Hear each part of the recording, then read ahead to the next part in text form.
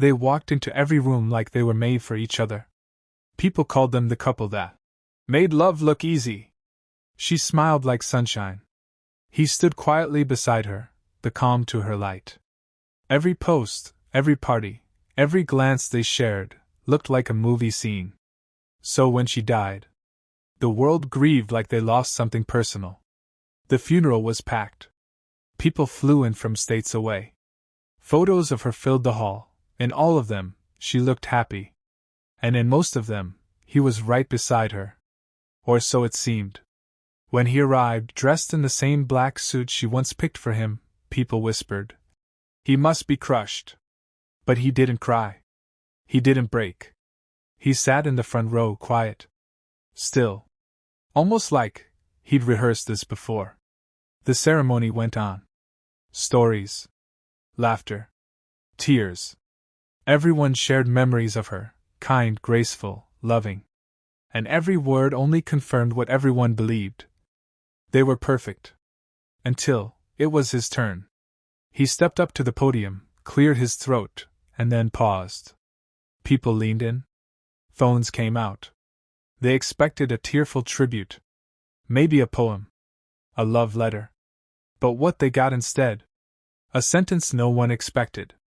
She was loved by everyone in this room, but no one in this room ever truly knew her. The silence was immediate. Not confusion, discomfort. Because something in his voice had changed. He looked out over the crowd, old friends, her family, co-workers, even her childhood best friend, and he smiled. But the smile didn't reach his eyes. And now that she's gone, maybe it's time someone finally told the truth. Studio microphone, if that sentence caught you off guard, wait until you hear what he says next. Backhand index pointing right, like, subscribe, and comment. There's always more to the story. If you believe not all love stories end the way they appear. You could hear someone whisper, "What is he talking about?" But he didn't pause. Didn't blink. He just stared at the photo of her on the memorial table, framed, perfect, smiling. And then he said, "She wasn't always smiling like that. Not at 2 a.m. when the anxiety hit. Not when she locked herself in the bathroom just to breathe. And definitely not when she looked me in the eye and said, 'Don't tell anyone I'm not okay.'" A quiet gasp came from the second row. Someone dropped their tissue. He kept going. "You all loved her, the filtered version. The bright, well-dressed, beautiful woman who made everyone feel welcome. But I lived with her silence. With her fear. With her smile that was sometimes a mask." He didn't sound bitter. He didn't sound angry. He sounded tired. "I'm not here to ruin her memory. I'm here to finally tell it right. Because loving someone doesn't mean pretending everything was perfect." He glanced at her sister, the one who always said they were relationship goals. Then at her best friend, who once told her she was the luckiest woman alive. "We had good moments. God, we did. She held my hand when I lost my job. She brought me soup when I was sick. She knew how to laugh so hard she'd cry. And those parts? I'll never forget them." He reached into his pocket and pulled out something small, folded, worn. "But she also wrote me this. A letter I found tucked behind her favorite book, after she passed." Now the crowd sat still. Not in politeness, but because no one knew where this was going.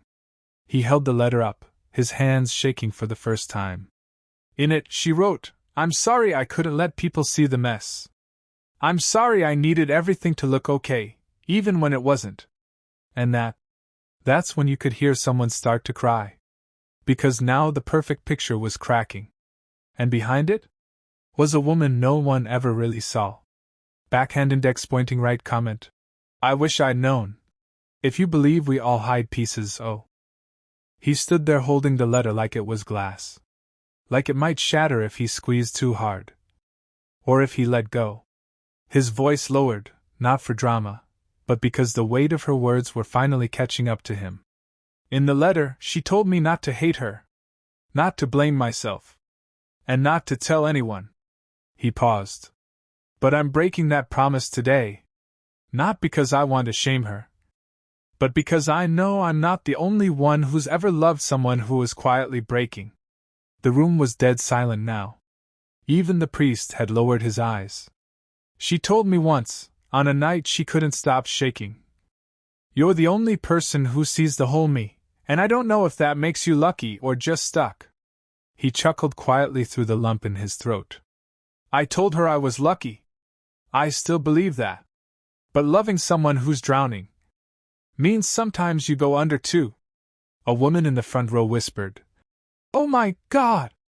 Like she just realized she had no idea who her friend really was. He looked out at the crowd.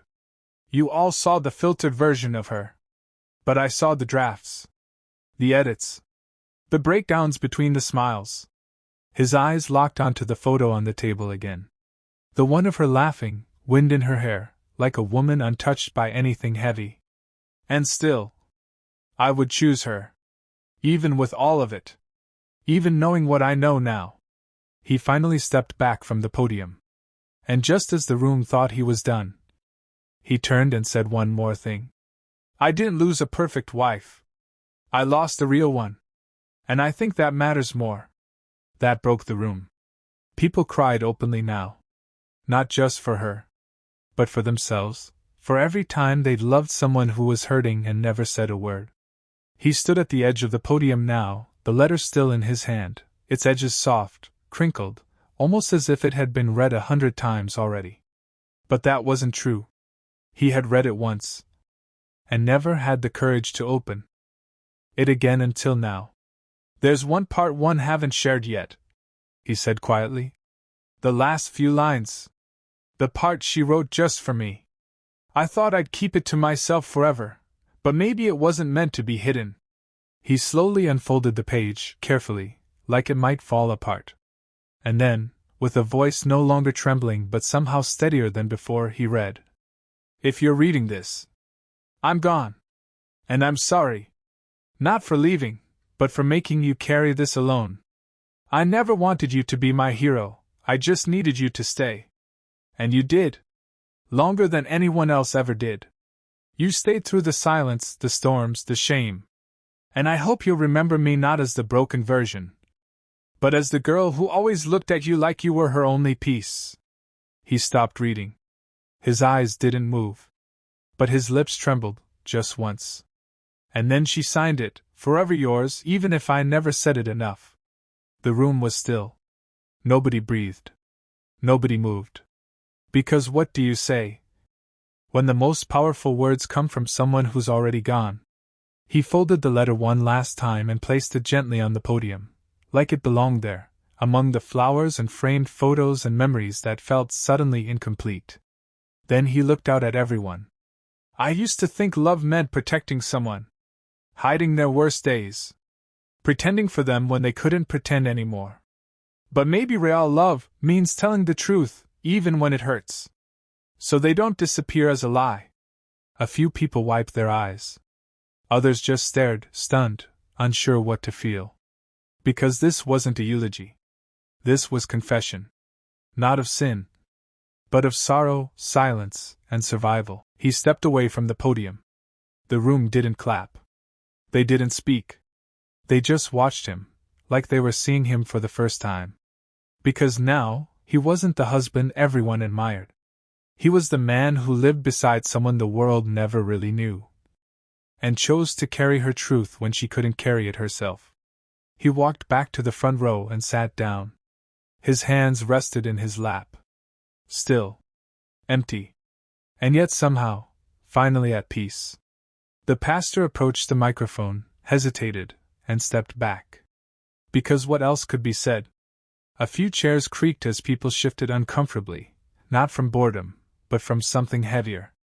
A kind of ache you feel when someone says what no one else was brave enough to. After a long pause, a woman in the back stood up. Quiet. Older. She whispered, "Thank you." That was it. But it was enough. Because one by one, others began to nod. Not for him, but for her. For all the parts of her they never saw.